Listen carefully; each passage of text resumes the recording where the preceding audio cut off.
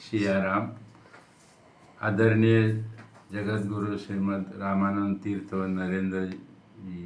नरेंद्राचार्यजी यांच्या प्रेरणेने समाजामध्ये अनेक उपक्रम राबवलेले आहेत.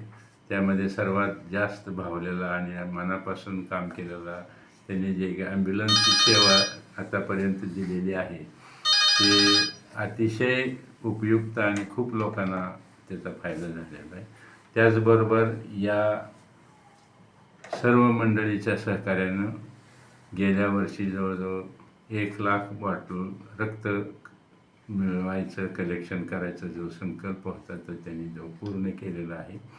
त्याचबरोबर याही वर्षी 4 जानेवारी ते 18 जानेवारीपर्यंत जो रक्त संकलनाचा जो प्रयोग आहे तो सुद्धा अतिशय स्तुत्य आहे आणि त्यांनी केव्हाच 1,00,000च्या पुढं संकलनाची मर्यादा नेलेली आहे. रक्ताची गरज जगामध्ये रक्त तयार करता येत नाही. माणसाला रक्त हे माणसानीच द्यायला पाहिजे आणि यामध्ये कुठलाही भेदभाव, कुठल्याही जातीचा, कुठल्याही ह्याचा रक्त फरक करत नाही.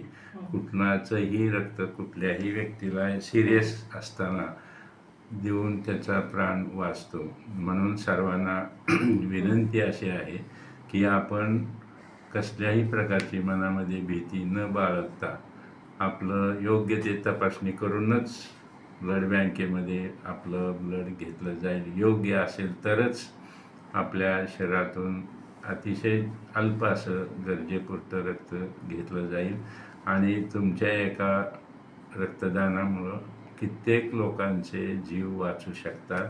अनेकांचे आतापर्यंत हजारो जीव वाचलेले आहेत. कॉम्प्लिकेटेड सर्जरीसुद्धा या रक्तदानामुळं यशस्वी झालेल्या आहेत.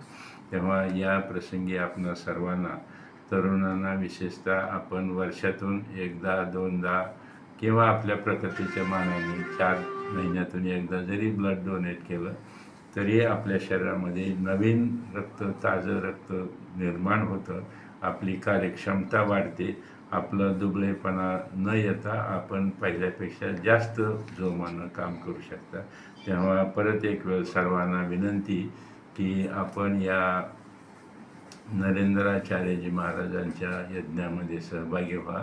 त्यांनी अवलंबिलेला रक्तदानाचा जो प्रोजेक्ट आहे त्यामध्ये सहभागी व्हा आणि जास्तीत जास्त संख्येने आपण रक्तदान करावं अशी सर्व डॉक्टरांच्या वतीनं, सर्व रुग्णांच्या वतीनं आपल्याला विनंती करतो आणि मी थांबतो.